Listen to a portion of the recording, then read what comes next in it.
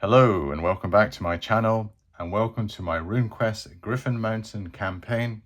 I have been considering for a while a desire to play RuneQuest in Glorantha, and I remembered the fun I once had in Balazar and the Elder Wilds, where our referee used the Griffin Mountain Campaign Sourcebook.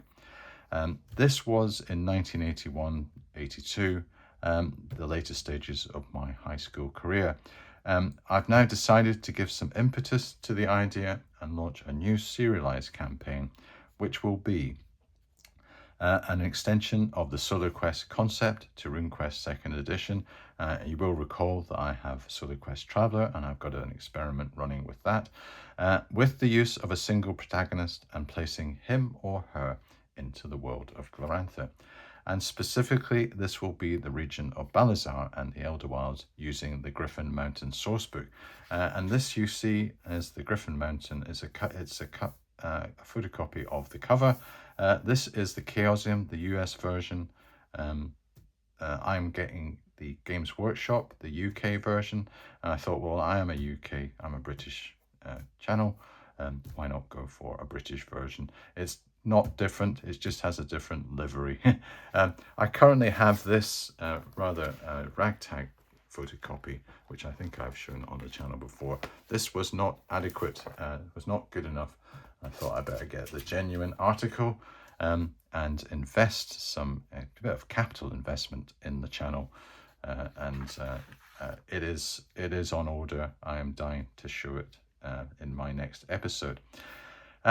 This version will be a hybrid of randomization, similar to the Traveler Solo Quest version, combined with set piece sequences based on the actual setting material and utilizing the sourcebook contents in full. Here we will follow a 25-year-old veteran, most likely from the fringes of Sartar, as he ventures alone into the wilds and citadels of Balazar.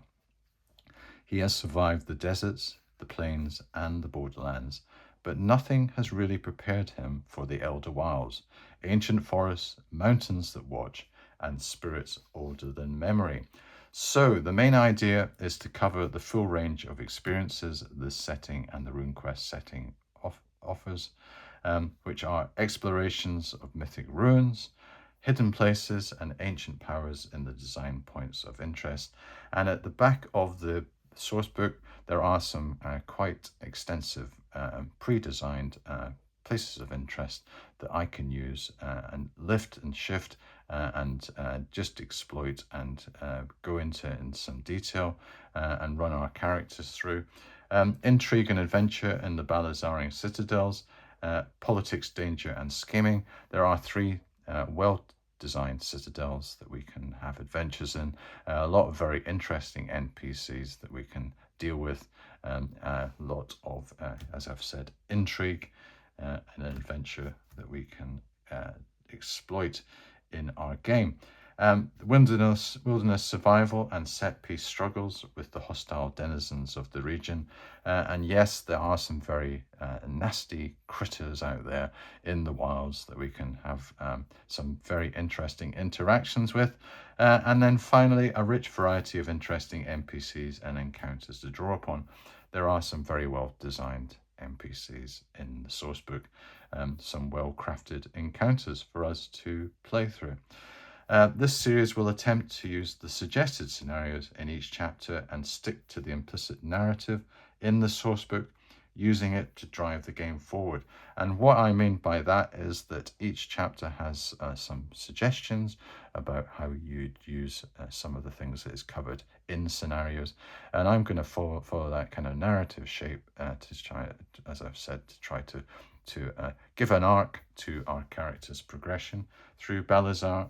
And I will explore each dimension of Balazar and the Elder Wilds and employ a simple oracle to help me interpret each section of the sourcebook. So I'm not going to have extensive solo mechanics.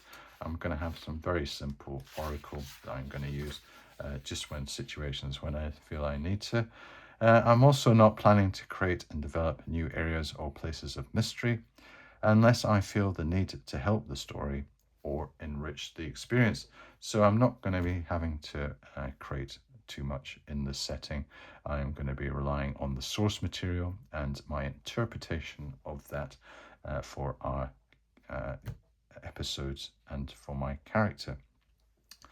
The serialization of the campaign arc will give our protagonist constantly evolving situations and scenarios to play through, which will cover every dimension of the RuneQuest rules and the setting he inhabits.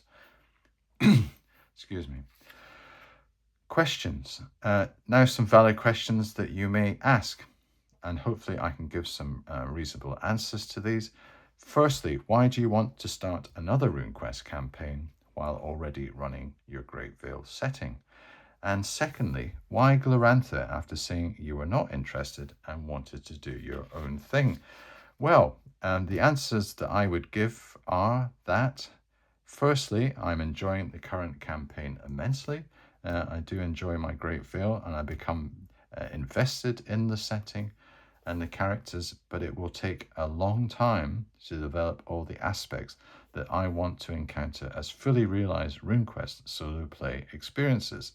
And that's why I do feel that to experience all the different aspects of this wonderful rulebook, all the glossy pages I have inside here, it is going to take me a long time with my current characters to get through all those different aspects.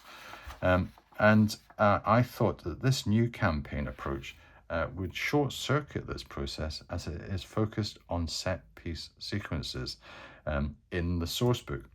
Also, with the aim being to explore all aspects of the sourcebook, it should draw out every RuneQuest rule section. So there's aspects of everything in the sourcebook, and hopefully by experiencing the sourcebook, I kind of condense it all the different aspects of the RuneQuest system into some play examples, and we can dabble in all sorts of stuff, higher level stuff as well as the lower level stuff that I'm dealing with my Great Vale just now.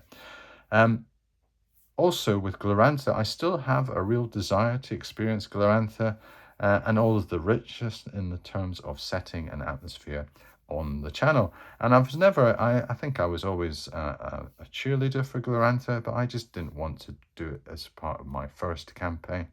But I still had a hankering to bring it to this channel. So the Griffin Mountain setting, it gives me an immediate entry point to this world that I can run with and stay true to. At the same time, drawing on outside influences and Glorantha's rich cultural and religious background. So all the other source material like Cults of Prax, Cults of Terror, the other supplements, I can be drawing in on those. But I've still got this as basically my campaign Bible that I can use as the core. And what about a final question? And you're probably thinking, oh yeah, what? And I think I preempted your question with this. Isn't this just a little bit excessive, Brian? Yet another campaign while you have so many on the go just now with plans to extend further. And yes, I have to put my hand on my heart and say there is an element of excessiveness. And I am my own worst enemy. Sometimes I just can't resist that creative addiction of being inspired by everything that comes into my mind and then conflating it with the impediment of immediate action. So I just can't stop sometimes, but that is just what I'm like. Here is my attempt to rationalize this. I do realize I've got multiple solo campaigns running, but starting new ones keeps the channel fresh and also keeps me inspired. Each campaign has its own style and atmosphere, and this Griffin Mountain adaptation brings something completely different to the table. Maybe think of it like watching multiple TV shows at once. Nothing's cancelled. We're just adding another great story to the rotation. So I sound a bit like an advertising executive there. I do believe that I enjoy all my different campaigns. And I know I am running a lot, but I have a rotation and I get through every single one. I cycle through them. If there are gaps between, there are gaps between, but my plan was to cover all my role-playing activities on this channel. And I have not really got all the way through it yet. I've still got a lot in the pipeline, and I just want to try to experience as much as possible.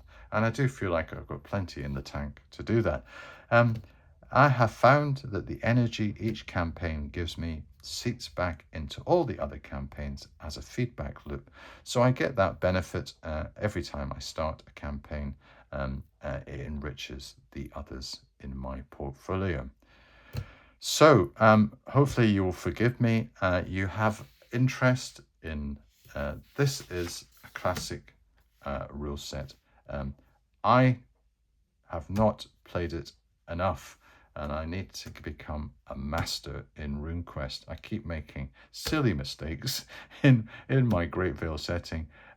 Hopefully, because I've got Glorantha, I can refer to that material and have this source book to guide me in how I should be playing the game and giving the right character, the right feel. It's got fantastic artwork all the way through this that I can be drawing on to visualize, little maps and all sorts of stuff. They've got this thing with the dragon newt. I think it is here. Where is it? At the back. Well, there's some brews. I was looking for pictures of brews. There we go. Jumping over. The moon's out. The jumping over a hill. I'm going to have all that stuff, all that Glorantha stuff, with my spin on it. So it will be kind of just my vision of Glorantha, which might be quite interesting for you to watch too. So after saying all that, prepare yourself and follow the exploits of our adventurer in the exciting world of Griffin Mountain, a series coming to this channel soon. Thank you.